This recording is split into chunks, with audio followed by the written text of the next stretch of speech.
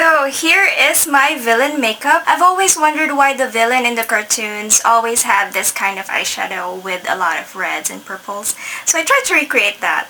If you want to know how I created this look, please stay tuned.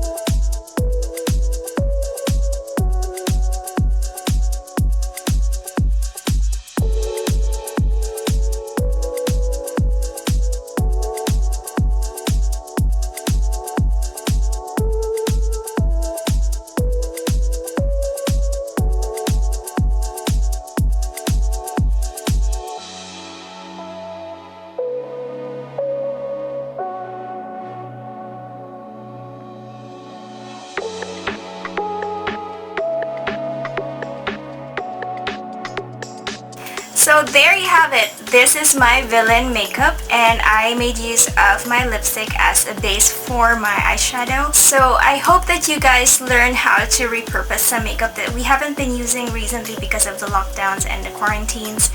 And again, if you like this, please leave a nice comment in the comment section.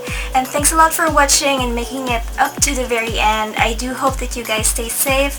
If you need to go out, please wear a mask. Double mask if you can. Thanks a lot for watching. See you again soon. Bye.